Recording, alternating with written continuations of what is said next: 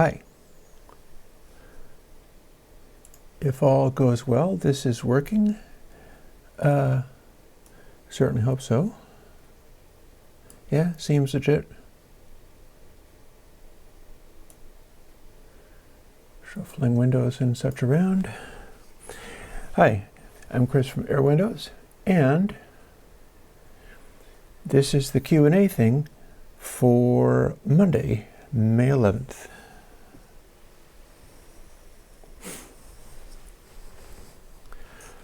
And don't mind me while I do my thing of still shuffling stuff around a little bit.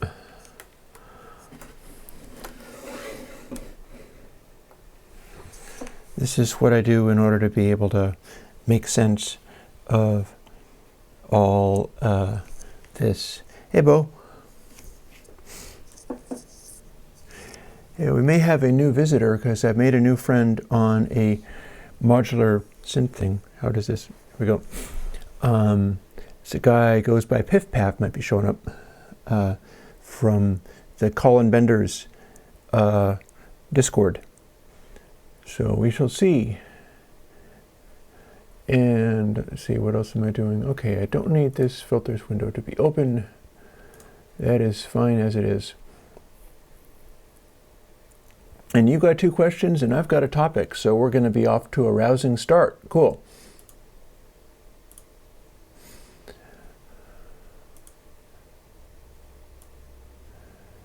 I see no reason why you shouldn't just fire off your questions, so go right ahead. Well, I get another new thing up and running, namely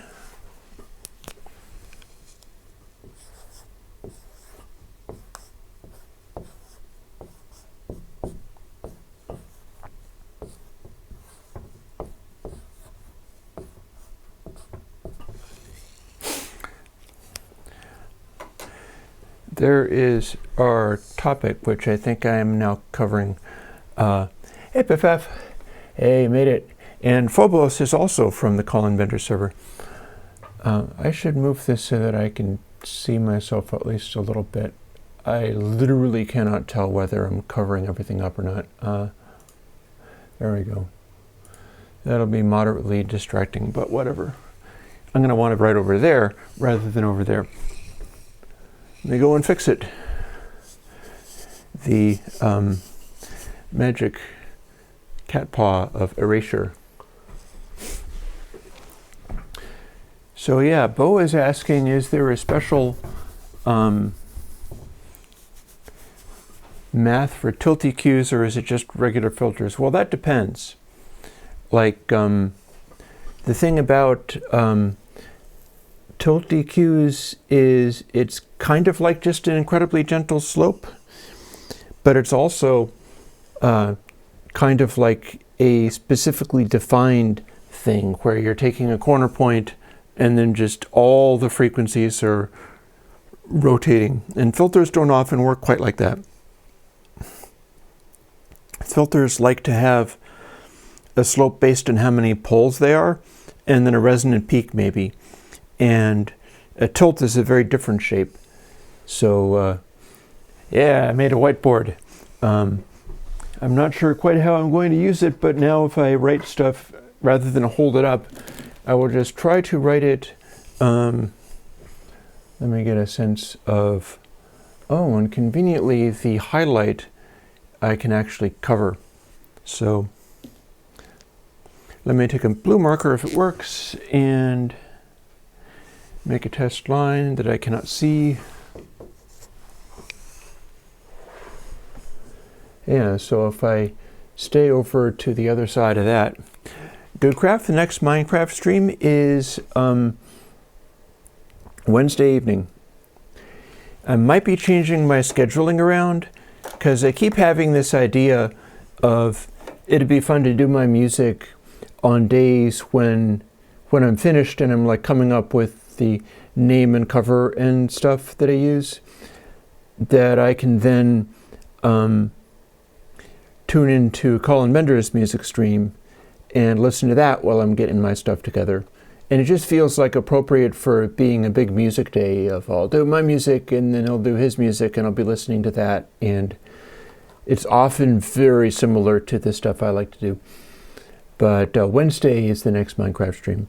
What that would mean is that my time, unless I decide to do, I like doing the Q&A on Monday because I release stuff on Sunday, and then if people have specific questions about the stuff that I did, then it's an appropriate time to bring it up. And there's always an appropriate time, but it's like an immediate time. Hey, Michelle. And so it's like Monday Q&A, and then Tuesday I'm doing a music thing, and I got a couple of other things happening on Tuesday sometimes. And Wednesday I've been doing a music thing and then also the Minecraft stream. And then like Thursday and Friday, not as much is happening, and then things start ramping up again over the weekend. But I might try doing the music thing on, oh, yep. Told you, one of the things that can affect stuff is sometimes if you're putting in too much deep bass, it will cause a effect. And I called it, I guess. That sounds about right. So yeah. Oh, a second question from Bo. So let me do that. And Scars also has a question earlier, which is, why did you stop using Reaper? I'll tell you why. It's because I have lots of experience using Logic and just built up muscle memory with it. And so I never got used to Reaper. It's through no fault in Reaper. It's just that I never got used to using it to the point where I was that like simpatico with it. And when I needed to do a recording that was a bunch of rock tracks and mix them using the Airwindows starter kit, I went back to Logic just because I knew what the hell I was doing. So the reason I stopped using Reaper is entirely because I had lots of experience using something else. And even like months of using Reaper didn't actually change that. Instead, I kept trying to see things in terms of what I was used to in Logic, so that's what I went back to. Nothing went wrong with Reaper, nothing broke with Reaper. It's just a matter of familiarity, really. So Bo's question, that hi-fi audio sounds fluffy and nice and it's specifically made that way. What it depends. You got to give me a little more context on that. What was I talking about? Like that could be in many different ways. Hey, Anand. Meanwhile, let me write this down in the appropriate spot. I've been working with new patch cables. That's how I was able to do the chord organ thing. Was I made a patch cord for using headphones, so that I could get over to the modular synth and use that.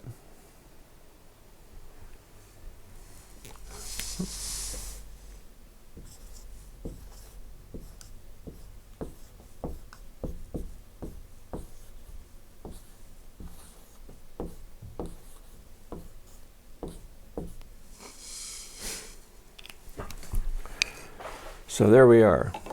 Soldercore is my topic for today, aside from answering questions, which I'll be trying to do first.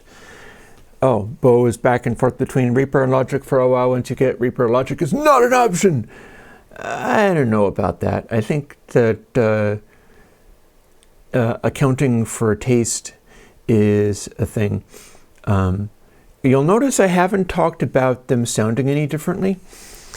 And interestingly, Logic is using audio units. I like the way they work. I like end-to-end audio units. I like the fact that you can run a mono audio unit easily.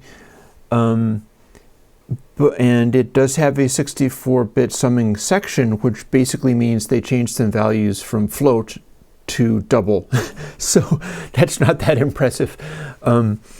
But I'll also note that I went from a DAW with a 64-bit entire bus, including the plugins and everything, to a DAW that has a 32-bit plugin bus, even though I'm the guy that's often been working with stuff like that and didn't find it to be a problem, which I think should tell you something. Although granted, I'm writing all of the plugins so that they do dither to the floating point. They dither to 32-bit floating point, so it's like, yeah. There's actually quite a lot of light in here. It's just the way that it's set up. So that board is, I mean, it is technically white, but the board is what it is. We will see whether or not I can improve that in any sense. As you can see, like if I scooch over in a different way, the ring light that I'm using is actually reflecting off of it in a problematic way. So first day with a whiteboard, I probably can use it to write down stuff that I'm talking about and keep more oriented, and that's important. I'm going to try to do that. But by the same tokens, first day with a whiteboard, don't expect too much. So yeah, so scars, as far as believing in DAW summing wars, you know, there is something to that, but almost everything else you do will override it. And it's more a factor of how many times is the DAW doing stupid things with its math. Like, if you do a bunch of needless fooling around with like float values, or multiply a lot of stuff by 1, or keep rescaling it and you're still using floats, or if you're doing like you're converting things to 16-bit integer without dithering inside your DAW just cause it's, you know, it's just numbers, who cares? It's possible to make a DAW sound bad through coding it wrong, but it's all like some of that stuff you can deal with by just, you know, faders running at 0 or something.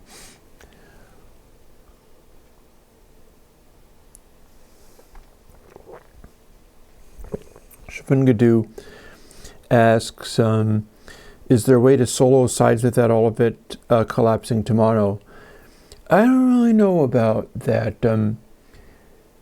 Side, there's not sides.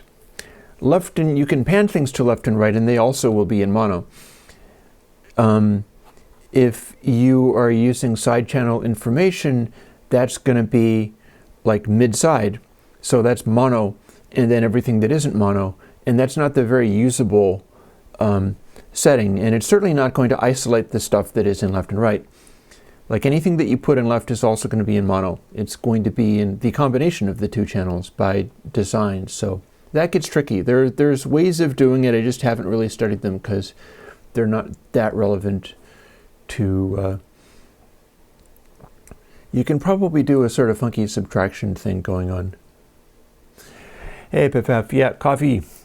I actually, this morning, cleaned out my AeroPress with like some red wine vinegar, as if it was a coffee maker. Because I was like, I never clean this thing. I wash it, but I never clean it. So hopefully it is more delicious coffee than it was before. And, you know, I could believe that. I think it worked. I think I need to do that more often because it's like, wow, that's different. It's less bitter than it usually is. So it's like less old rancid coffee oil sitting around on the edges of the AeroPress. And yeah, care taken in cooking things. So Bo, yesterday was not a plugin.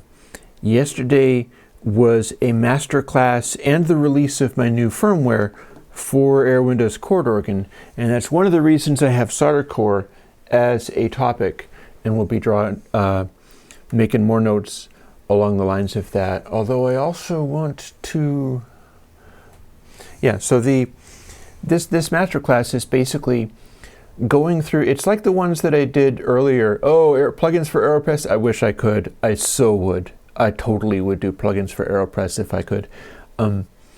It does kind of have a plugin. You plug in the rubber plunger thing and go, yerp. The chord organ is what I'm basing all of my music off of. I've been doing basses and chords and things, all this for a long time using these. I made a bunch of them from kits. I am a rabid fan of Tom Whitwell's Music Thing Modular. I'm using lots of stuff by him, and I think that his DIY kits are wonderful.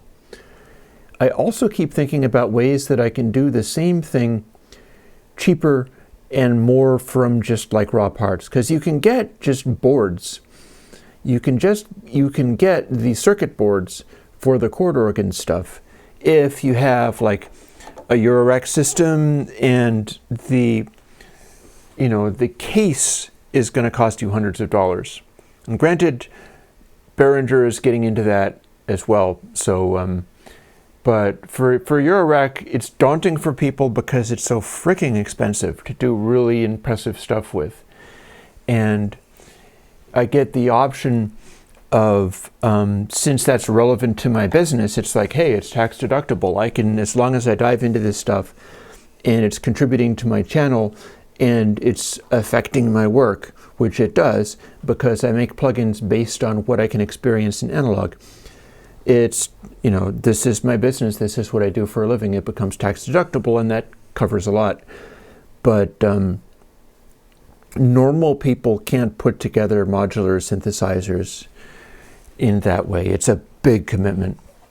And that's one of the reasons that I like Tom and Music Thing Modular, is because he's putting together these kits that are sold in Thonk in the UK, and you can build stuff up from parts. And if you buy a full kit from him, even if you're maybe not very good at soldering things together, like the ones that I've built are way better at being DIY kits than like just about anybody else that I've seen. Like the div kit stuff is fairly good as well, but even that is not nearly as good as Tom's stuff. So I am a huge fan. And since it is programmable firmware, I programmed a form of this chord organ thing where like I fixed some bugs and expanded the range of things and made it capable of doing something special. You can set the circle of fifths, and so I have this entire concept. I kept holding these up in the stream and they were all kind of blurry. I started out with, let's see, where is it? This one. And this is my original chord chart, in which the idea was I arranged it in a certain way, and then if you rotate around it, it is circle of fifths. And then I went back in and redesigned that to be this, which is a little larger, but it's also arranged differently. And what I found was that I arranged it so that the rotating around is still exactly the same because that's circle of fifths. But there's a guy who did a video on how to hear different modes. I linked to him in the chord organ video at the end of the video. And he's talking about how you can hear the difference between like Mixolydian or Dorn or whatever. And you listen to like, oh, that's the sort of singing sharp six in Lydian or whatever. And he arranged it on this chart where he's showing these different things and going, see, if you go from this one to this one, only one note shifts in the scale. You're shifting this one and then you're shifting another one and so on. I'm working on it, Phobos. There are people who have been asking for this. I would like to continue writing it up so that it has the little annotations all the way around. The red means it's a guitar chord, or it's available as a guitar chord. I'm not sure if I'm going to do the red either, but part of the reason of doing this is so that I can photograph it and then post it so people can print it. I do intend to do that. I'm just trying to work out how to do the annotation. And this fellow who's been doing music, he teaches music theory, he's a music teacher. what he came up with was this sequence where only one note changes between each scale. And it became Lydian, Ionian, mixing. He started with Lydian, which I'm not doing, because I feel like if you cut all of the CVs down to nothing, you should have a really bog standard major scale and then go from there. So I offset it a little bit. It's like that's the one on the end. But that was also a circle of fifths. It doesn't keep on going indefinitely. It stops at the F, because if you're doing the circle of fifths, you go along in this way. Actually, now you got me thinking. So C, G, D, but it's a D minor, A, but it's an A minor, E, but it's an E minor, B, that should say F sharp. That's a little mysterious. I'm not sure quite why I got that wrong. I think it should be F sharp, but the problem there is if it was F sharp, it would no longer fit in this chord. So it is actually an F. So it's not quite following a circle of fifths, but it's a similar organization. Hey, EB has a question of, does every DAW sound the same? Nah. Every plugin doesn't sound the same. Certainly every DAW doesn't sound the same. I can tell you with great certainty, and if it's great authority, that would be because people liked what I had to say, which depends on who you ask. So I can say with great certainty, no, every DAW does not sound the same. But I can also say with great certainty that almost anything that you do will make more of an effect on the sound than what DAW you use. Like the tiniest little filtering choice or having a fader in a different position is going to be a big giant change, way bigger than anything that you do through using one DAW or another. So the deal with DAWs is it's the sort of madness of subtleties. When you start listening for stuff that is beyond the threshold of being able to hear it every time. And when you start doing that, and this gets into, I'm not sure whether I need to write a new header down. If I come up with a good header, I'll do that. Right now, we are still talking about the chord organ video.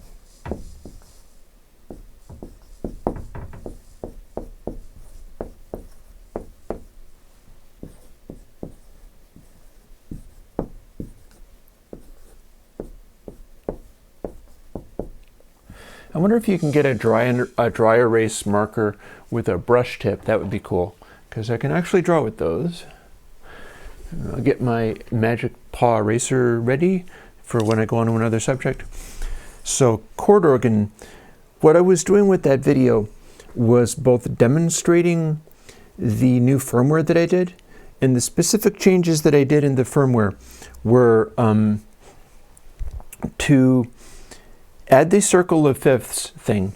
Without it, the root note goes from C to D to, it goes chromatically. It goes C, D, D sharp, I'm trying to remember which ones actually get sharps and flats. I am not that versed in music theory. It's just interesting. It's fascinating to me. So I dive into it even if I don't know all that much about it. And the circle of fifths thing I've had for some time. The other thing that I did was fix some bugs in the original firmware code that cause it to not be able to put arbitrary notes in. Like in theory, you can pick any number of notes up to 8, 1 through 8. And in theory, you can say 0, and then it'll play a C or whatever it thinks is a C. It'll play a root note, and then if you have another chord be a 1, it'll play a semitone up, and so on and so forth. It's a number system out of it. But the stock version of it always sticks a 0 in there, even if you didn't. So you can't just put arbitrary chords, because there'll be a note that's not supposed to be there. And me and my brother fixed that. And that opens it up for the other Airwindows chord organ innovation, which is to add in specific chords, which are represented in the download that I made available. And by that I mean doing it like this. Like as you go through the chords, it's going to be like it's a C, and then this is a G, and then this is a D minor, and then this is an A minor. And you can switch among these, and these are all in the same key. And the stock one didn't do that. It let you do, okay, C or C major or C minor or C seventh or C minor seventh or whatever. And in doing that, it lets you do random CV voltages that are going to stay in key. And to me, that was extremely important. I also know that other folks have been working on doing this kind of thing, and that's why I often bring up Colin Benders, because I know he's working on stuff like this. And I don't think he has that piece of it yet, but he's got a lot of other worthy pieces going on. And after adding that chord thing, the most recent version, the changes in it are I widened the range of glide. I see something popping up in the chat. So every DAW sound the same. If I run audio through PT and Reason, there will be difference. What? And no import same audio to different DAWs, use exactly the same plugins. We're not even talking about plugins. Leave plugins out of this. You get the same sound unless it's like an analog model DAW. Not necessarily. If you can get it to sum perfectly, that's one thing. But are you measuring, like, say, a 32-bit output off of it? What are you literally taking? Are you doing a 24-bit output? Because the thing about it is you must understand that floating point numbers quantize. Erland Olson, if you don't get that floating point numbers quantize, we have a education moment here going on. And I have a whiteboard to do it with, so hey, let me finish up the chord organ video, because it's there for people to refer to. And I should finish it as a subject of conversation, and then put on the magic great kitty paw of erasure and make it go away. The chord organ thing that I did, I added a expanded glide support, which gives you this sort of THX effect thing where the things can move very, very, very slowly. And I added the ability to punch a number into the stack feature, which offsets, it takes the first 4 notes and it offsets them and gives you a chorus effect. And so the way the stack thing works is if you tell it stack equals 1, then it's effectively going to double the notes. It'll give you an octave. If you do stack equals 2, it's going to do half that offset, and so you're going to get a fifth, and so you get a weird complicated chord. And if you do a stack of 3, 2, 7, 6, 7, you're going to take the octave that you started with and divide it by 3, 2, 7, 6, 7, 32,000. Meaning that it's a pitch offset that is so faint that basically individual notes will either, if you're doing a square wave output, it'll start doing a pulse width modulation and they'll go very slowly from squares to incredibly fine pulses. If you're doing a sine, they'll cancel each other out and the notes will fade in and out very slowly. There's a wide range of things that this new firmware can do that weren't available with the original one. And then if you leave it off, you get the stock, effectively the 1000 setting. And also if you set the stack to 12, you get offset of exactly 1 semitone, which is a truly horrible noise, and I demonstrated it. And then I did a lot of showing about how to work with the chord organ and a little advocacy for how I think it's amazing. And when we get into Soldercore, we're going to get into talking about what makes this so exciting, because I bet you didn't realize that you can buy a chord organ that's been made for you probably for a little over $100. I don't know, maybe 150 or something like that. And then if you get the kit, you can get the kit for cheaper. And then if you get just the circuit board and faceplate and get all the parts, you can get that for cheaper. But I think I can get chord organs and radio musics working on just a raw teensy, and you can buy a teensy for 20 bucks. And that's the idea of Soldercore, is what can we make out of just raw parts and things. Like today I have a shipment coming in from Mouser, which is a collection of blank perf boards and a bunch of parts. Like I have 100 NPN FET transistors and 10 of these kind of fancy little transistors, and 100 of my little, anybody who watched the video can see that some of my patches on there are just simple little white wires with these little plugs in there. And the individual plugs are really cheap compared to buying actual patch cords. So I'm making permanent connections using those, and I have 100 more of those 8-10 plugs coming in because I've used 100 of them by now. But theoretically, and I think I can make this work, I haven't done it yet. I think you could get a raw teensy, a little device that you can plug into USB and program using freely available programming source like Arduino stuff, and program it in one of these ways with open source that's available, and then power it using whatever your power. Make your secret briefcase, make your Soldercore thing, which is just like, this is a bunch of perf board that is thumbtacked to rails that are actually pine boards, because your rack is expensive.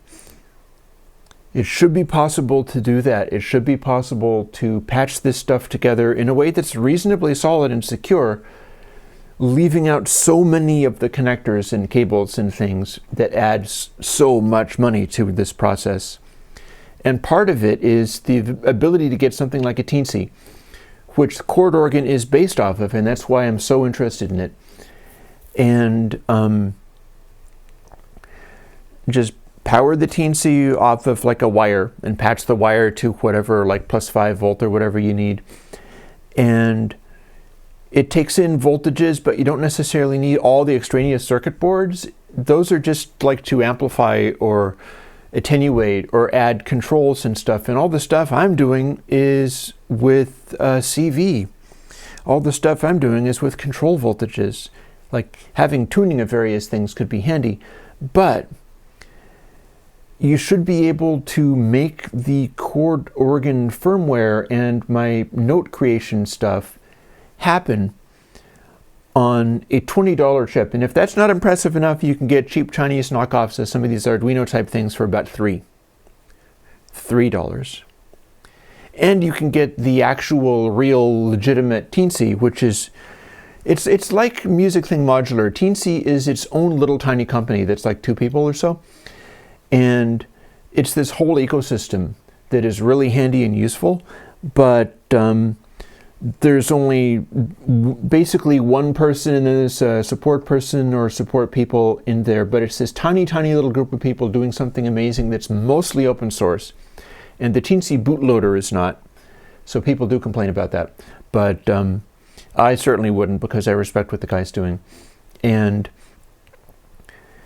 using that, I feel you should be able to get a whole crap load of modular style or homebrew style musical stuff going that's amazing, amazing for dirt cheap.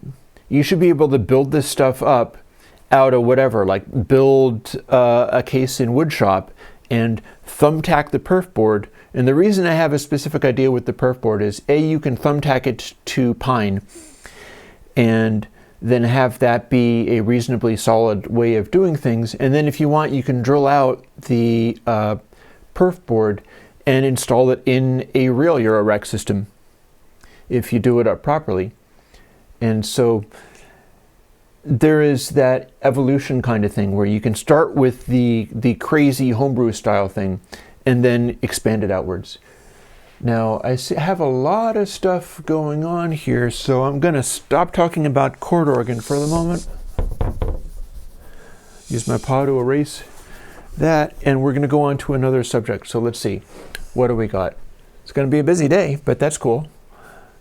That is a chatty thing.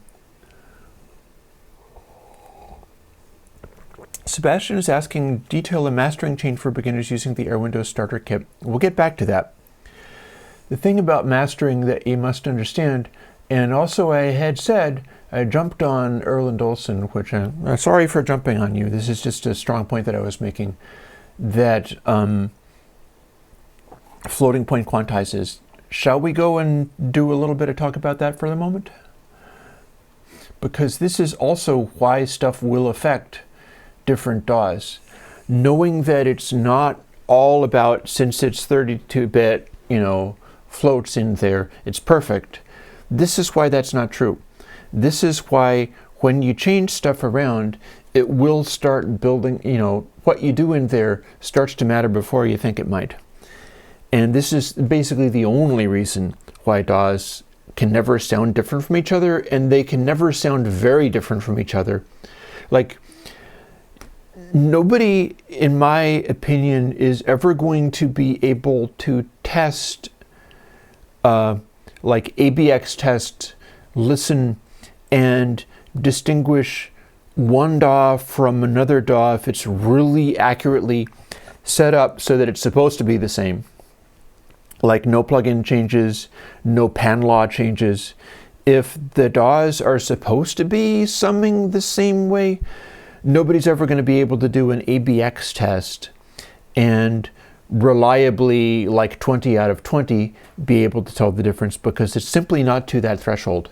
But that's not the only threshold to be concerned about. There is also the threshold of 2 times out of 20 something bugs me about this, and that can get to you in the long run if you have enough exposures. Like if something bothers you 2 times out of 20, you're never going to be able to ABX it. But by the time you've listened to 2,000 instances of whatever it is you're listening to, it's bugged you like, what? So 2 times out of 20, it's bugged you 200 times, and you're like, there's that again. God damn it, I hate it. So these are threshold issues. Now, floating point works like this. Let me see if I'm marking on myself. I want to make sure that I'm not yanking my microphone around too hard.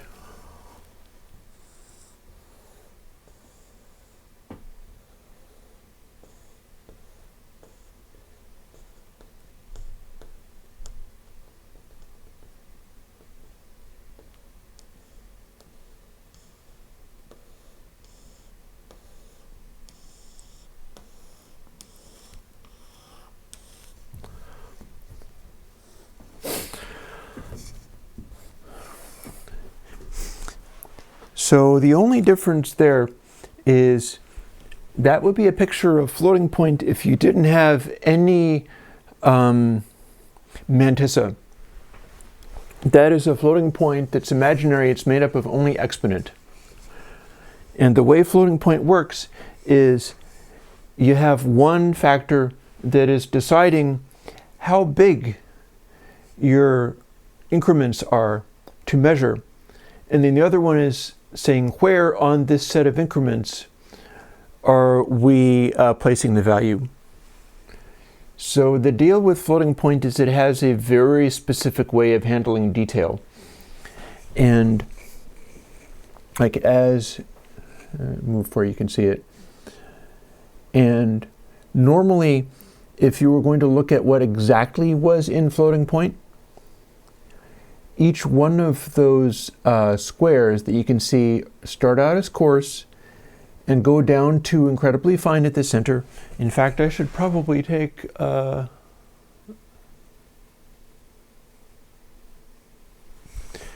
effectively just disappears into infinitesimal at that point. Like there's no reason I should show anything visible there at all because it becomes so microscopic. And if you had a floating point value, it's got a mantissa and an exponent. The mantissa is effectively a fixed point number. It's a fixed point number that has been scaled a certain amount, and there's also a sign bit, whether it's positive or negative. What I'm showing there is both the positive and the negative. And then the exponent is how big this section of fixed point actually is. And each section of fixed point is exactly twice as big as the last. They just scale up, and they're constantly doubling. And for that reason, what you have in floating point audio is a situation where if you have stuff that's excessively loud, it can be pretty much infinitely loud. It can be as much beyond clipping as anybody could possibly want. There's effectively no limit on being able to represent something that is beyond clipping, because the values, like you go from typically -1 to +1 in calculating audio, and typically that's the level that we work with in DAWs. Certainly in VSTs and audio units, like -1 to +1 is clipping. And then you can have 37,253,000, and that is also a value that you can put in floating point, kinda. There's a point where you wouldn't be able to have 37,253,000. You only get 37,252,000 or 37,254,000, because the granularity of the exponent represented back there has gotten so big that you can't even do integer numbers anymore. This is really a thing. On the other extreme, as you get quieter and quieter, you go closer and closer to 0, this is where floating point comes into its own. It's like reverb tail king, because the delicacy of the mantissa as it scales down to such tiny factors ends up being so refined that you're literally, like, it can handle any damn thing that you throw at it. There's no limit to the subtlety of quiet noises that you can put into a DAW that's running on floating point bus. Even 32-bit floating point bus totally doesn't matter. But what level of fixed point? I wonder if anybody in chat can answer this for me, because this is a question that people might not have in mind. If anybody can answer for me, what is the level of equivalent fixed point that you get when your 32-bit floating point, I'm giving it away, 32-bit floating point value is up around clipping, up around 1 or -1?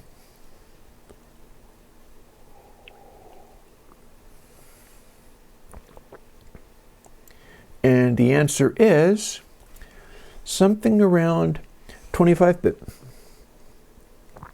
because that's the size of the mantissa. And when you've reached the point of like 1 or -1, you're getting to where that mantissa is scaled to the equivalent of about 25-bit or so.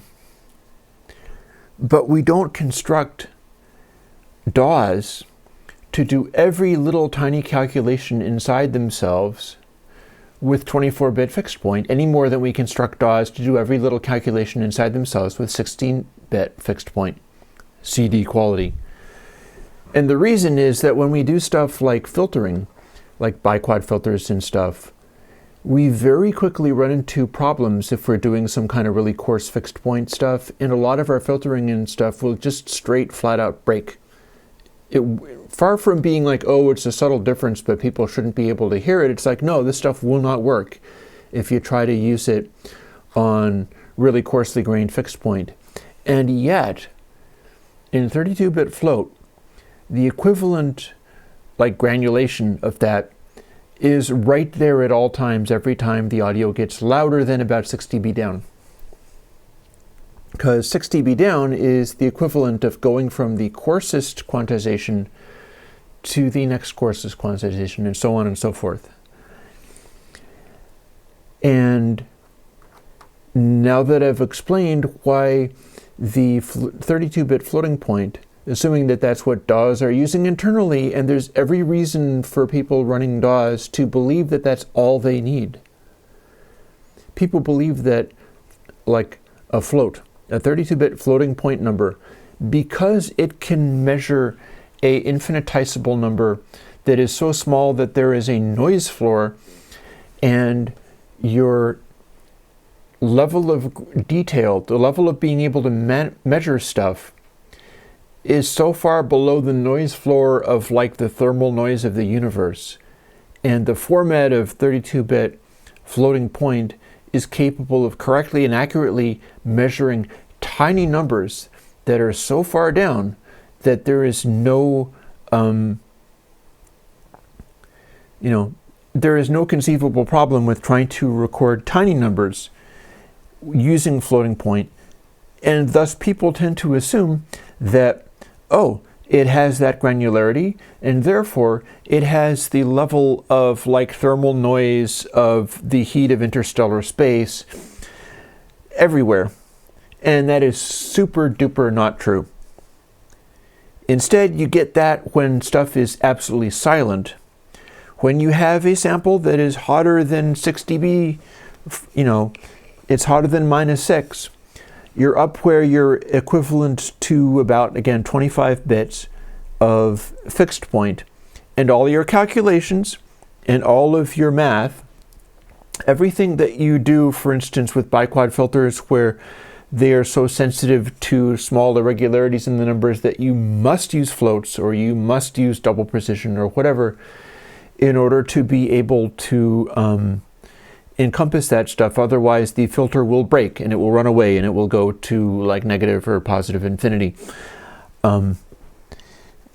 The coarseness that would break that kind of stuff is always there within floats, within 32-bit floats, as soon as you get above 6 dB or so.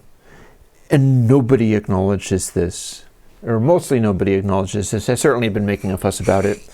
And there's also people who complain loudly about lack of dithering on 24-bit files, and people get mad about that and go like, oh, the 24-bit files, that's like the sound of a vibrating molecule like 30 feet away from you. By definition, there is no possible way you could ever care about that.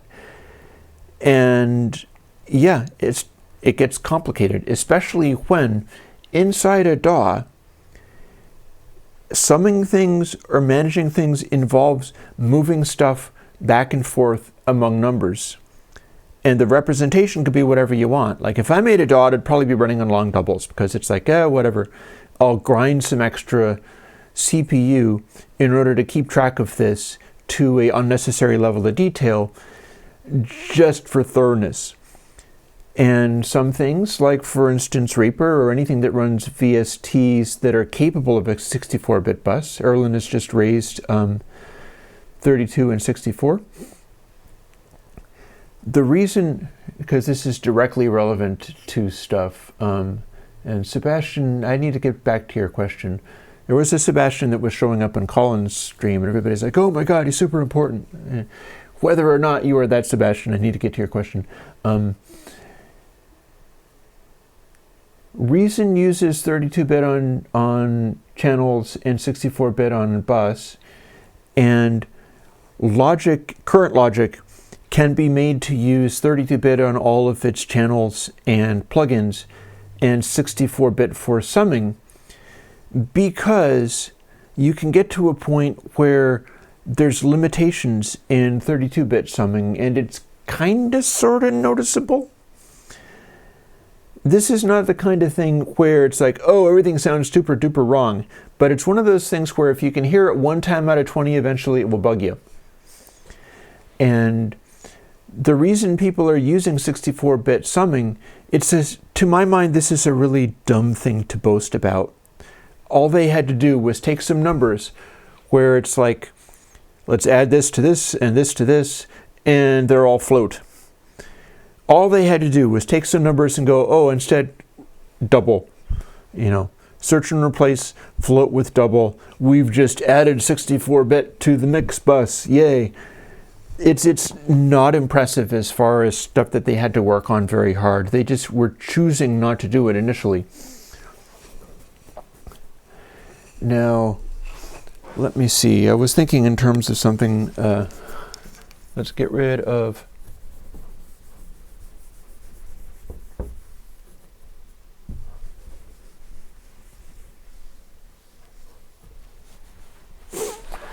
That.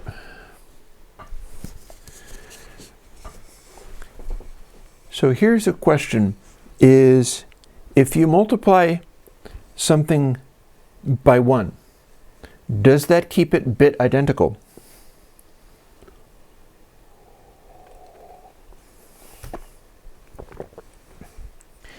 In math, multiplying something by 1 is by definition the same.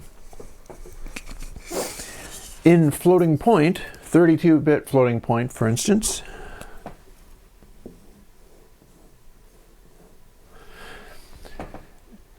one is like that big, like 1, 2, 3, 4, and so on.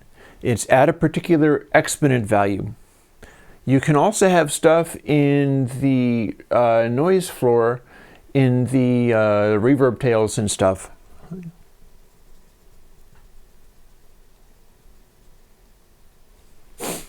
It's like that, or even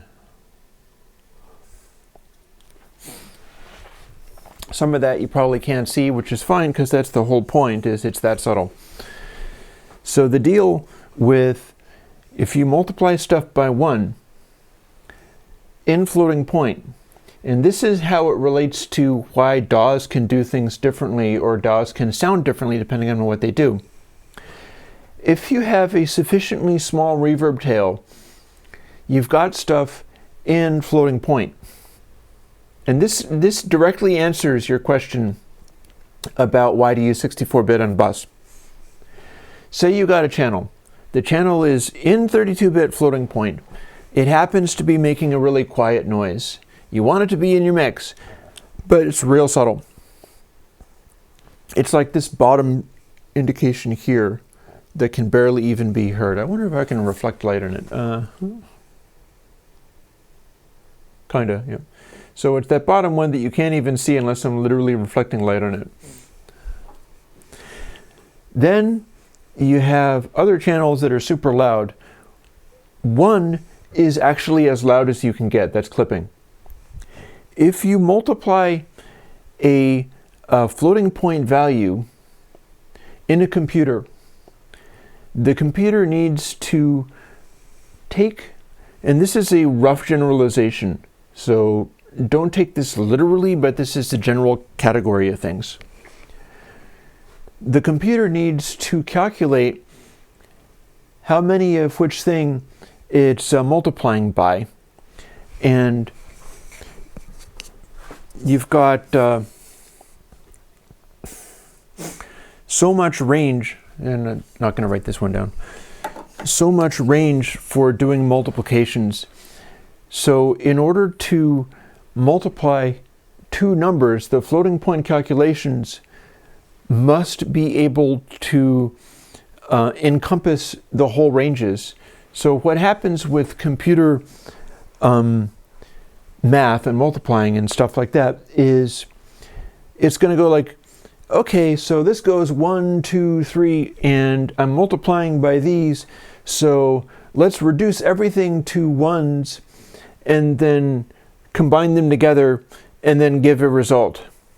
If you try to reduce this to a framework of how many ones are in it, it's going to instantly become 0.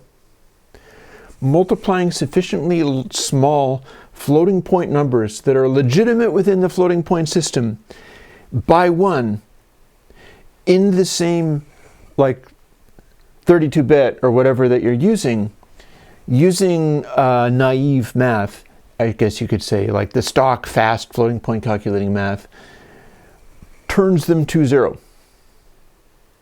You will have audio that's legitimate audio that was actually there, that's in your channel, and then you sum it by multiplying it or adding it with a level that is on the order of 1, and some of your ultra quiet stuff will go to 0 because the floating point math, if it's not sophisticated enough, will just go with, like, what's my largest, if I have to multiply things by 32 million billion zillion, what's the sort of step size of that, and how many of those things do I need to count? And it'll take the subtle stuff and just throw it away because it can't be encompassed within the range of the exponent. And DAW summing does that kind of stuff all the time. One of the things I've done in some of my code, even from quite a while back, is sometimes I like to take things like if I am adding up a convolution impulse or something, and I know I'm starting from incredibly tiny numbers, I'll maybe start adding them backwards, and I'll add them in increasing size of what the output is going to be. So I'll start with numbers that are itty bitty tiny, and I'll be adding those together to get my end result, and that will cause a sort of accumulator, a buffer, that's being built up at this tiny scale. All of the math that's being done to it is being done at like tiny scale. And it'll gradually build up into something that's maybe a larger number, at which point I can start combining the larger numbers with it and go from there until I get the final output result.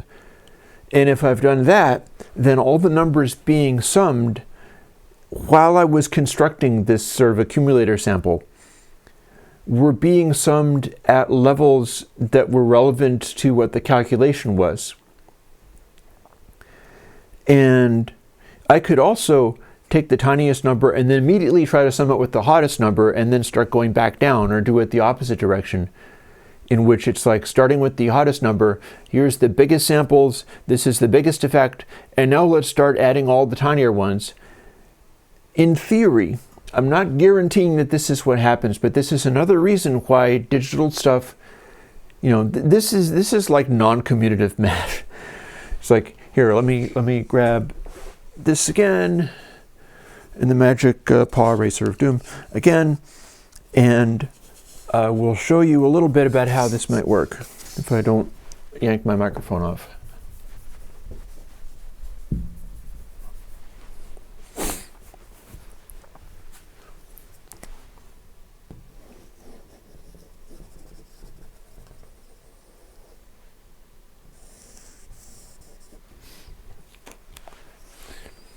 So, if I'm doing convolution impulse, and I have to take all of these little points and add them to a result, like I'm multiplying my signal by this and adding every step along the way, it's possible that I will get different results in a very, very subtle way, depending on which direction I go. And that's because if I take this and say it goes up to like 60,000, let's say we're clipping like hell, and my signal, which is between 1 and -1, has a point where its peak is being multiplied by this. So now the number that I'm working with in the accumulator is like 60,000. That's too loud, but let's just say. And then I'm going to continue to try to add other parts of the convolution impulse multiplied by the position in the convolution impulse and the audio passing through, because that's what I got to do in order to do a convolution reverb or a elaborate FIR filter or a character plugin. Oh, hello! I got somebody knocking on my door. I guess I'm up. No, didn't even. That's my Mouser order. I could probably show you guys that. That's cool. In any case, UPS doesn't always require signatures, so we're good. He just was alerting me that it arrived. 60,000. We've just created an output value that's a big, big number. Now as I continue to combine these, remember how I said when you multiply stuff by 1, you can lose the ultra tiny numbers. Here's a whole pile of ultra tiny numbers that now that our output is already very big, nothing happening in here will have any effect, even if it was cumulative, even if it would have built up to be something that you'd notice. We're already at a very high value, and so it's all thrown away. Now let's pretend that this is cumulative, that say it's all a slight DC offset, and so it's going to build up. If we start from here, we are taking these tiny, tiny numbers, and we keep adding them, and we're all at such a small accumulator value that we can record that. It's not getting lost. It's not getting wiped out by being combined with the 6,000. And it builds and builds and builds, and the value that we end up getting is going to continue to increase. And then we start getting the bigger numbers. The value that we have built up and accumulated is already large enough. It contains everything that was here, but it's large enough to not get swamped by these larger factors getting involved. And that is just math. That is just a convolution calculation that is going either one direction or another direction. This is the kind of stuff that causes DAWs to sound different from each other to people. The DAW has to be implemented in some particular way. Like it is something that, depending upon how it's put together, they might be adding it in different ways. They might have it structurally, code-wise, coming together in all different kinds of ways. And there's times when that's going to matter. So there's also the factor that because even cumulative tiny, tiny effects are never going to amount to much, I still don't think any of this is ever going to stand up to an ABX test because those are really coarse. ABX tests are when you want to be able to claim that you hear something 20 times out of 20 and absolutely positively establish that it's a thing in the face of people who are like, this is not even a thing. And so that is, that's the go-to for people who want to say you can't hear that, is ABX test proved that you couldn't hear that. It was double-blind testing, and once the double-blind testing happened, you were no longer able to distinguish, therefore you can't hear it ever. And that's not what the ABX test establishes. You can never establish that somebody isn't hearing a thing with an ABX test. All you can do is establish that they're not able to reliably hear it every single time. And that's a very different question. It depends upon, do you only care about stuff that is that obvious that you can pick at it every single time without fail? If you also care about stuff that is more fugitive and subtle, and it's like, does this bug you one time out of 20? Does this bug you one time out of 4? Something bugging you one time out of 4 is still going to fail an ABX test. Relying on only the blind testing stuff is not adequate for audio purposes, for professional grade audio purposes or artistic audio purposes. You got to care about stuff that is at a more subtle level of detail than that. Let me scan through chat a little bit, because chat seems to have settled down for a moment. And I have a look at some of these things. Thank you, Ian, Ian was asking something and I missed him.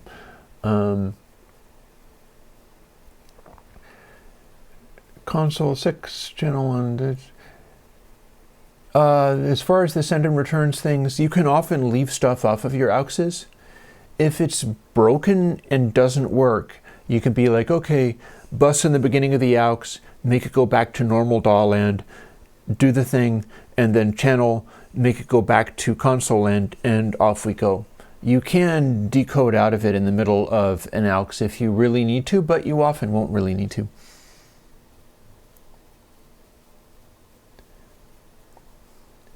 Yep. Sebastian, quick question as far as why do you put console bus and channel on the channel? Because you're combining, like I can probably draw a picture of this too. Let me see. While we are catching up with more questions and things, let me see whether I can get that one from Sebastian. console bus in channel on the bus in channel. Would putting console channel before console bus on the master bus make sense? Probably not, unless you're calculating, unless you've got some other processing going on in there. Because here's the thing. Quick sketch of channel and bus. So we've got channels and bus. And say you've got a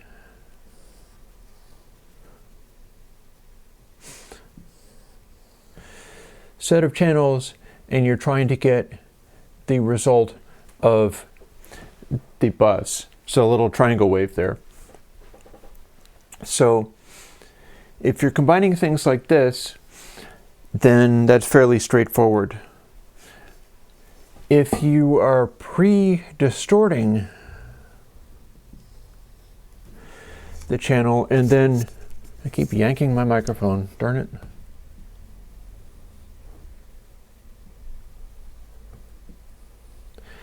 And then expanding it afterwards, you can produce a situation where you put the channel plugins and they are distorting the channels, and you put the bus plugin and it anti-distorts the output, and if they are in phase, then you get the same thing out again.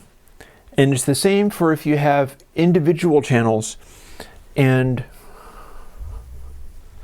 only one thing is going through at a time, is that the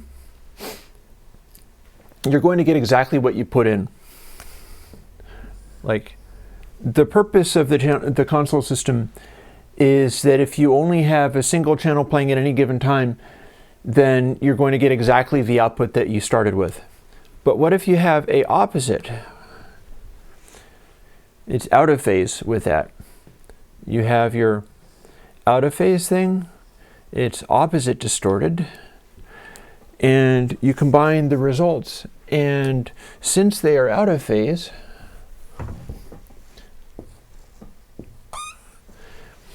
you get nothing. They've canceled each other out. Now, what happens if you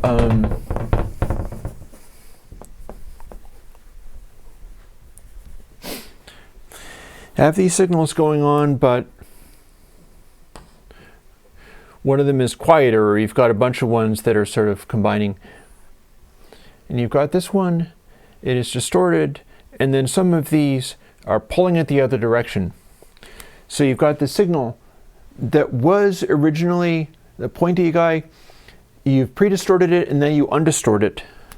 But because these other things are pulling it down in level, the undistort factor is amplitude dependent. If it exactly matches, and this is why you match levels, this is why it is 0 dB gain change between the channel and bus plugins. If the amplitude of your channel thing coming through is not as loud as it started because other stuff that's out of phase has gotten in the way,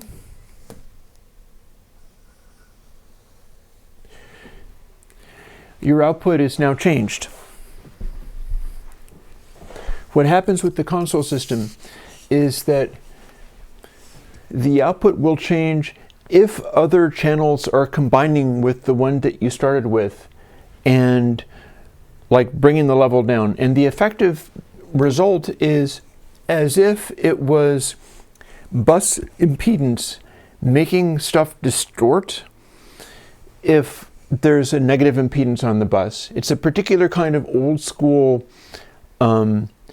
it's like a non-floating ground busing system, such as existed on some older consoles.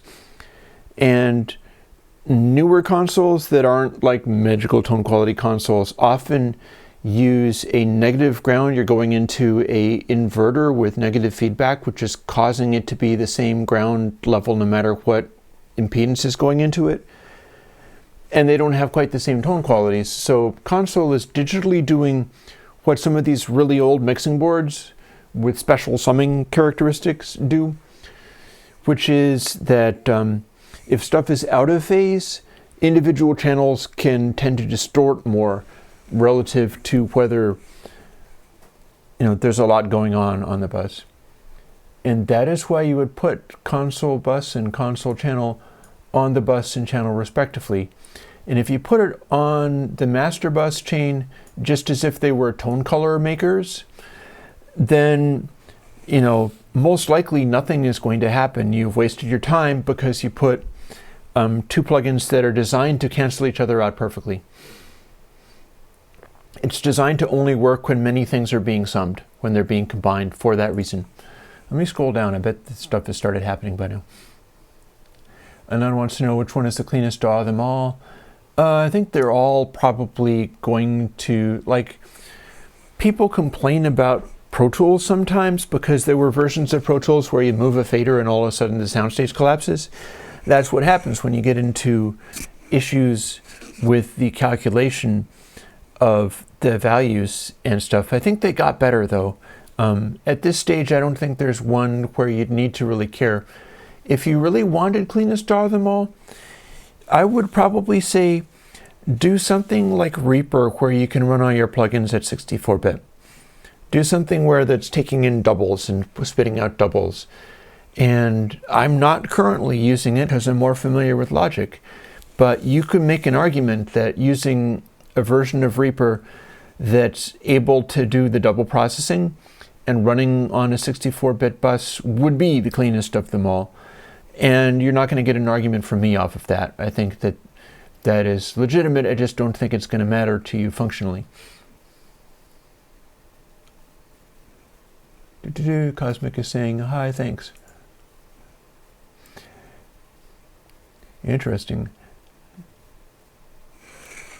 So Erlen says the EQs are modeled after, and is it something's talking about something like the reason maybe?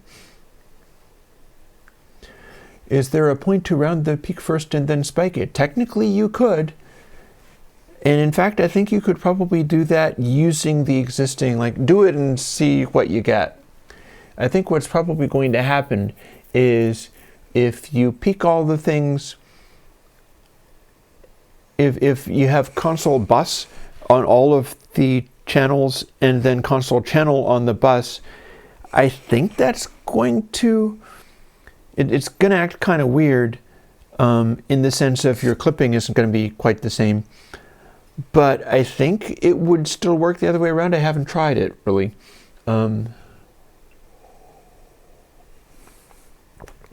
And the thing about that is it would mean that if stuff was interfering, like if something was positive and the other stuff was negative and the bus impedance was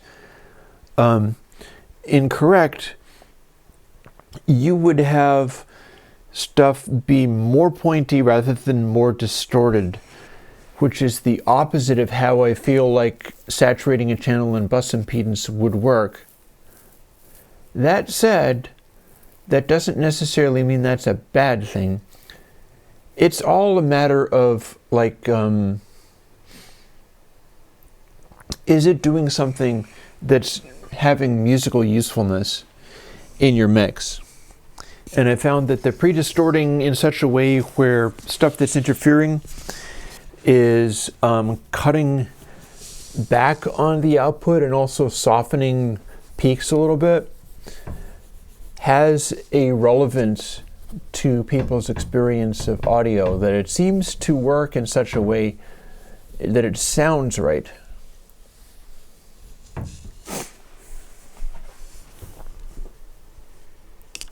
Yep, Cosmic is going to go and try console in reverse. Remember that you must do all of a bunch of channels. You can't just do one channel and get anything. Assuming, of course, that you might try putting them in reverse and then seeing if you can pass simple test tones through them and see if they still work. Because it's possible that it kind of won't. So now let me see. It's 12:14. I'm going to go until 1:42, which it says back there. That's the time that I spend Not necessarily always on the music thing. There's a possible reason that I might end up spending more time on music than I did before, but the time that I spend on the Q&A sessions on Monday is tied to what the Patreon is. So that's currently sitting at me spending an hour and 42 minutes. It will expand if I end up getting more, which probably is good because that also goes along with more people using it and more people being on the Patreon, so there will be more questions. So it all kind of makes sense. But I wanted to get into Soldercore, because here's the thing, is I have notes and things. The idea is I feel it should be possible to kind of kludge together stuff in a more interesting way. Like I've made pictures of things like this. This is my Soldercore reference sheet where it says things like circuits completed with the jumpers, single inline pair sockets, or you could have double inline pair sockets. Basically sockets that are correctly designed so that you can insert chips into them more often, or insert those little Bastel jumper cables, which I believe is 22 gauge wire specifically. And I have ordered myself a bunch of replacement wire because I've used up all my wire as well. So I'm going to get a bunch of 22 gauge wire, and then I'll be able to plug them into these little chip sockets. On my Instagram, there's a picture of the raw sockets as if they were jacks. But the difference is if you get jacks for like Eurorack or jacks for guitars, they can be a couple of bucks a piece per jack, whereas the sockets can be like a few pennies. And that's the whole idea, is like, what can I make happen where people could get lots and lots of stuff going as long as they were patient and determined, and build like jumper cables out of literal pieces of wire rather than having to buy them from like Hosa like I do, and it costing them a couple of bucks per cable maybe. So the idea is you build circuits like this, where you might have resistors and things underneath. You're having these little sockets to the side of the chip with maybe an LED jumpering off of the edge of it so that things can light up and you can have blinking lights.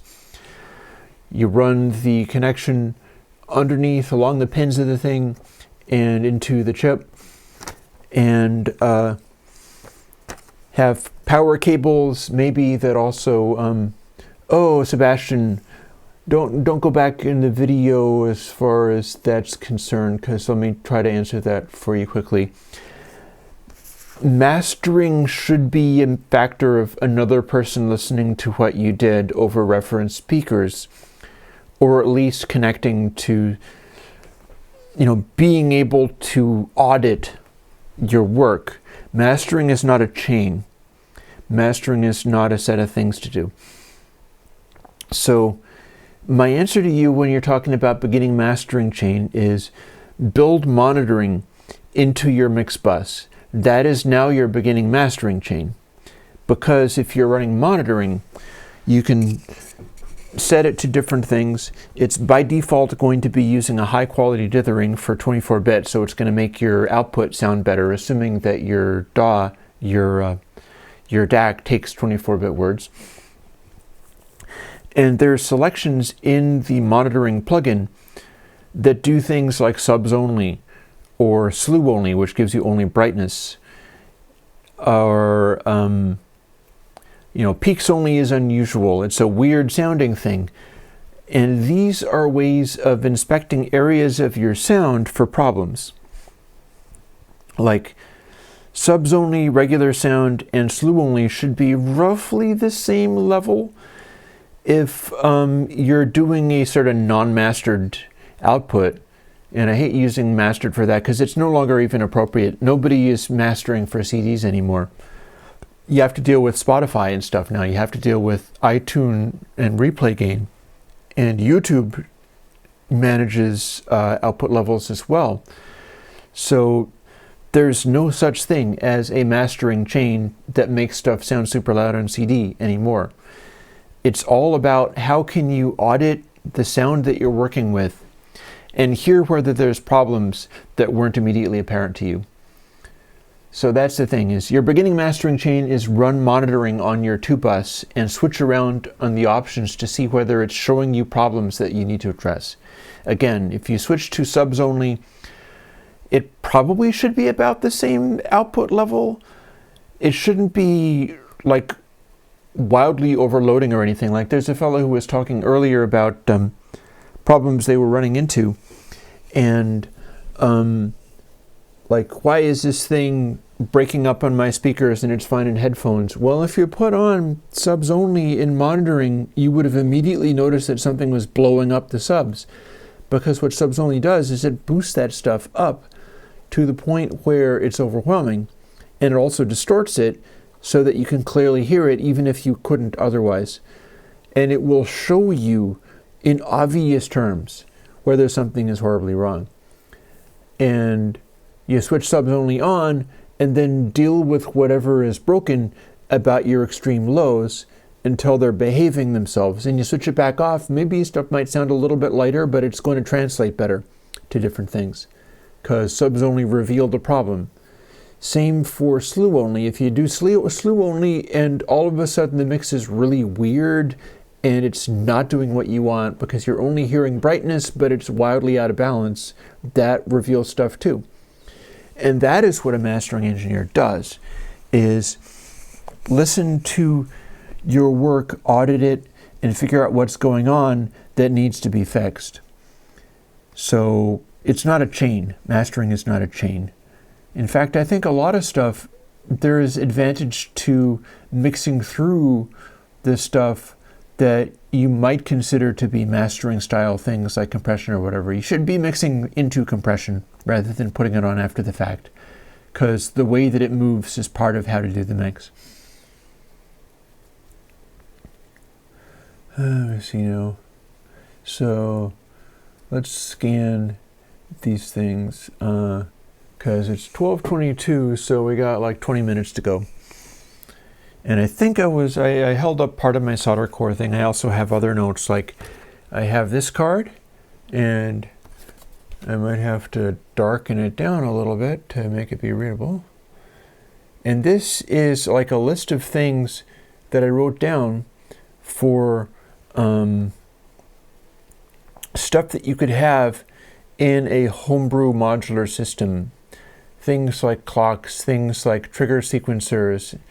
It says side emions. That's my name for a thing that I can do with one particular chip that costs 30 cents. So you can make a trigger sequencer that gives you voltages that step through things for 30 cents, and then it's just what you do with them. Pitch sequencer is more complicated. Envelopes from gate. There's a chip that can lengthen envelopes. The bit that says VCO Curtis, that is actually chips that you can get that are more like the teensies. They're like, $10-20 or so, but they are straight up synthesizer oscillator chips. And in fact, a lot of the Euro stuff is built off of those. Curtis also makes filters. It's over here. Filter bank is a matter of, can you get inductors and capacitors? Those are dead simple and easy to do. You can do those. These are things that can be combined together to be a amazing, here, secret briefcase, I have a color coding concept that I'm looking to do. Again, this is overly bright. And I found, if you go to your trusty Amazon, you can get this. Look at how bright these are on the camera. It's amazing. These are electrical tape. You can get electrical tape that is incredibly, reasonably cheap, and comes in these incredibly useful colors. If you were going to color code bits of your system, you could do it with like paint or whatever. But this is tape that you can have, that you could stick on the surface of your perf board like constructions to color code things like gates and 1V for octave inputs. Thing about it is, the adhesive on these suck. The Amazon reviews like to say like, oh, these are worthless. It's useless. If you stretch it, the color goes away because it becomes incredibly pale. It doesn't stick to anything. It's terrible. So basically what you do is you get these, and they're very cheap because the adhesive is bad. and use glue. Glue them onto stuff, or like stick it onto things and hope they don't fall off, whatever. So these are all part of the Soldercore concept. These are all part of the concept of trying to get together stuff where people can, because the Soldercore is something that I am meaning to do once like I hit a Patreon level of 2,000. Anything beyond that starts to become my metric for how much of this Soldercore stuff can I do. And the whole concept behind Soldercore is I will buy stuff, like all kinds of cool stuff, like chips and so on, that are useful for patching together these kinds of things, and resell them at cost. If I can get chips and I can buy 1,000 chips to get them for 23 cents, that means I can resell them for 23 cents each. And then it's like, I'm like getting my money back, kinda, but I'm also making it possible to put together these collections of like, a bunch of these chips and some wire and like a foot of each of these colors or the relevant colors or whatever, and like send it off in a box to people who can get it. You probably have to supply your own soldering iron, because it's nice to have really good ones, and it's also possible to get really crap ones, and I wouldn't want to just saddle people with crap soldering irons if they didn't have to. But I'm looking to get that together so that when and or if I do hit the Patreon level we're talking about, anything beyond that becomes the level to which I'm doing the Soldercore. And if I continue to expand, because it's always, people are like, why would you do something and not make any money on it? Why are you talking about doing this at cost? It's like, because rather than dedicating my entire life, I do nothing but get up and start filling orders of these things at cost, I'll put a cap on it. Every month I will do as much money as however it went beyond the 2,000 level.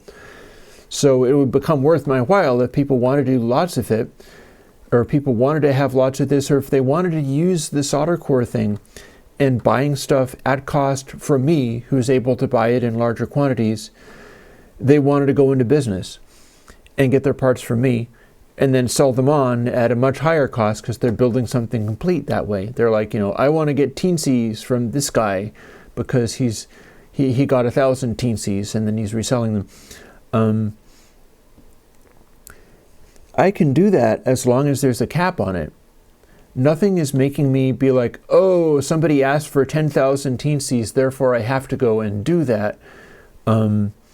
Instead, it's like, okay, first people who come in, it's like, I'm going to go for the smallest orders first.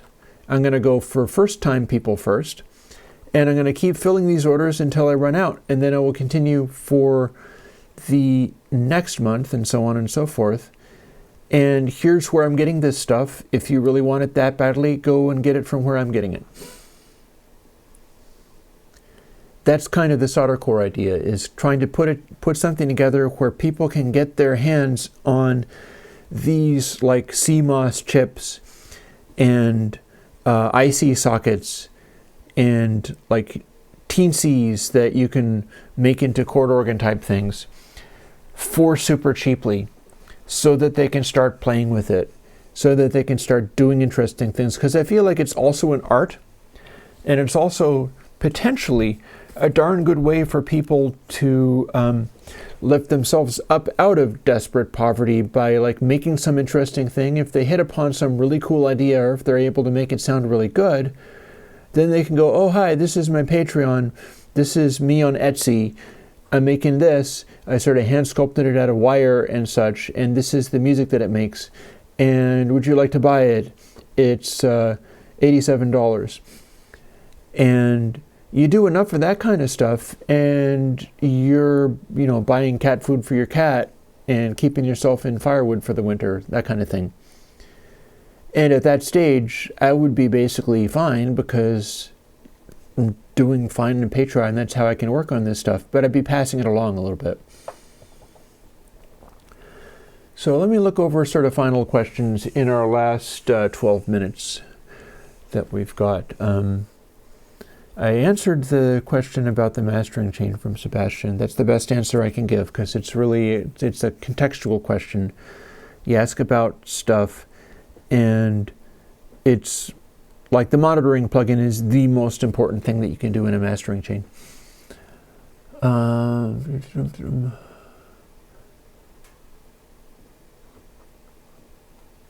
Recent SSL, yeah. Leon has a question that I didn't even spot. Oh, Francis has a question right above it. What do I think about AE modular? I don't know what AE modular is. Suppose I could find out. Make a little note of that and look into it. I do not know what AE modular is. Can AC differences from wall power distort and peak recording through USB audio interfaces? AC differences from wall power can cause lots of problems, but it's mostly like bad interference coming through. Like you can get crackles on the AC power coming through and interfering with stuff.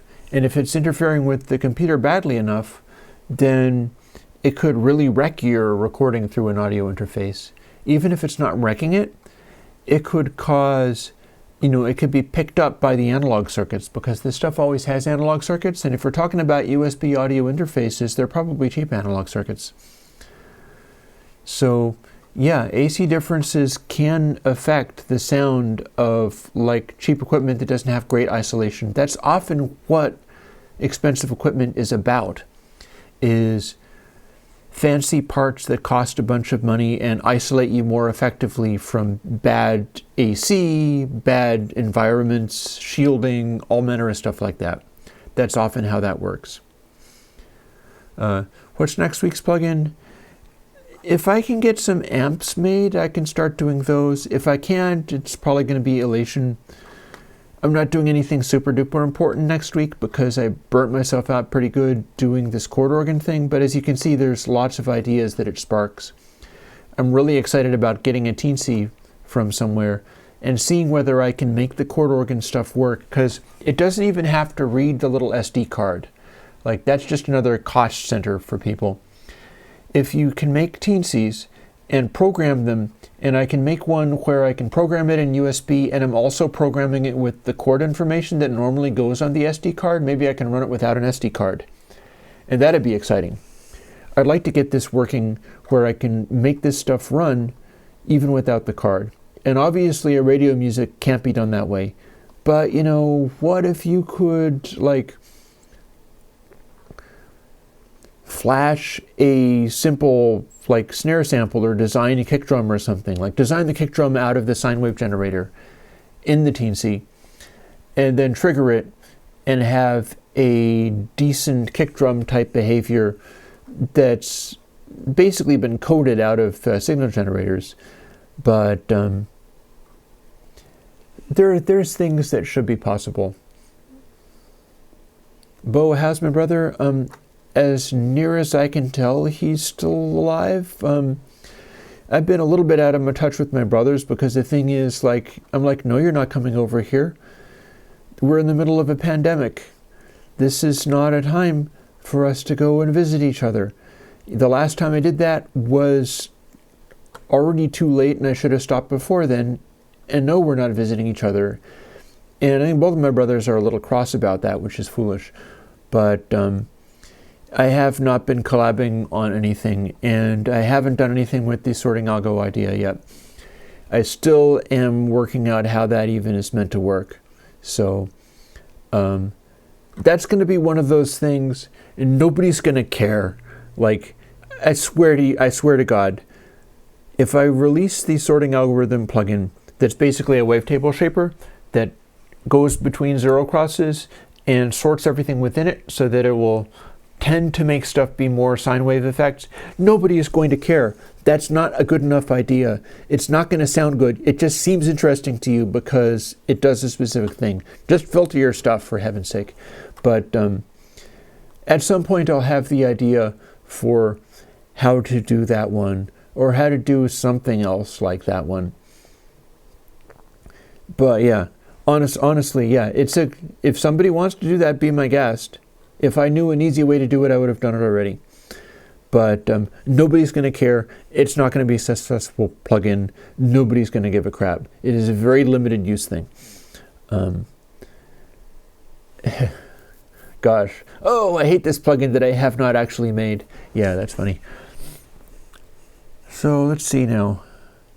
Getting towards the end of my stream for the day. Hey, David.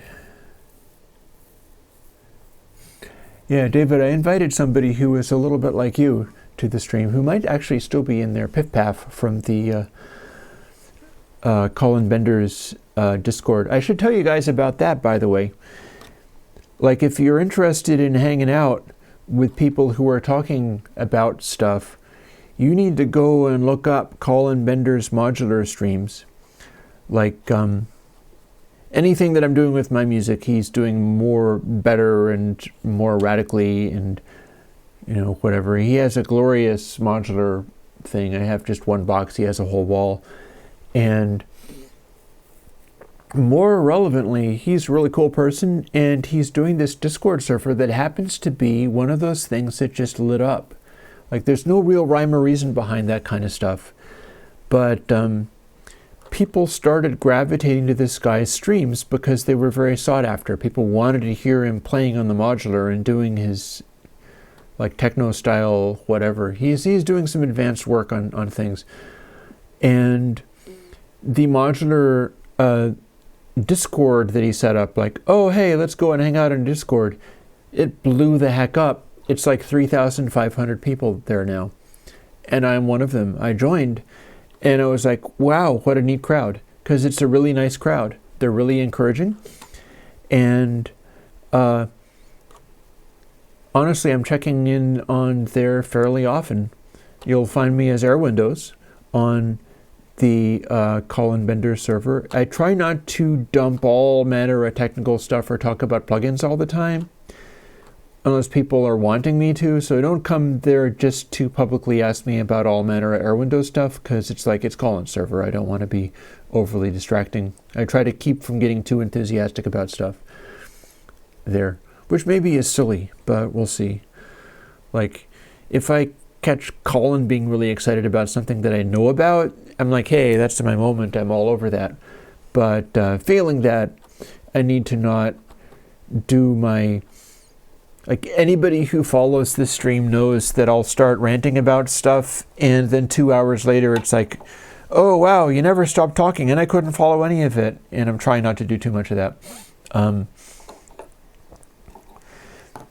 But yeah, some folks in my chat today, which is more viewers than I've had before usually, it's because folks on the Colin Bender's Discord server, Modular Mayhem, I'm there now. So I was like, oh hey, doing my question and answer. I'm probably not going to be announcing those, although other people do that. I can't stop them. I'm announcing my music things because it feels more relevant, and it's also a good place. Like, if you do live streams, you should go there, and there's a special forum where you can just drop a little link to whatever you're doing, and some people will come and check it out. It might not be a large number. I'm not getting large numbers, but some people will come and check it out.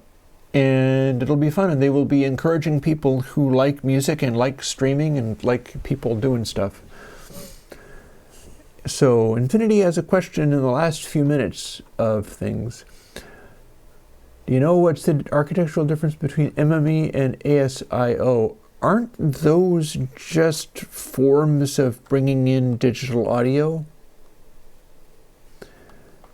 If they're just forms of connecting to a DAC, they shouldn't be different, which is not to say that they are not different.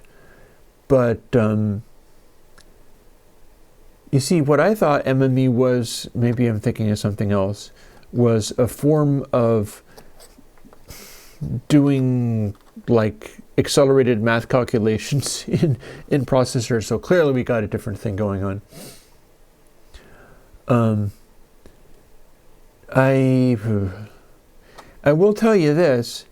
I don't see how there would be anything Infinity making those change or making a difference between ASIO and something else that works kind of like ASIO. I do, however, know that stuff that seems less loud, stuff that seems without sharp transients, fairly often that's because you're not getting the sonority out of stuff. Like, what I do to make stuff sound more loud is like anti-soothe, is I allow harmonics, I allow resonances to really pop out and be completely overwhelming. I'm constantly railing on soothe all the time, and I know, everybody seems to love this so much. I do literally the anti of that if I want stuff to be less squashed, more loud, more sharp transients. It's all about what can I do to enhance rather than minimize the poking out of resonant peaks that people traditionally try to remove in modern audio processing. So, like, there's your secret there, is if you're trying to get less squashed, you're going to be doing like anti-soothe kind of things, and you're going to be bringing up less in the way of, detail and other frequency ranges and multiband compressing and all that kind of stuff. All right. And some of you folks like Anon, I may very well be seeing on Wednesday evening, because on Wednesday evening, and I'm not going to be announcing this in the Colin Benders thing because I feel that's better suited. There's so many musicians there. There's so many people there that I don't want to throw extraneous stuff.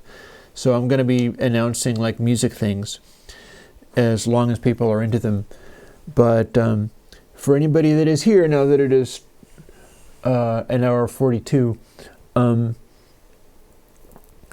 I am going to be doing the usual Minecraft stream on Wednesday, whether or not, and oh god, I think that it was actually Elohim that wanted the ambient.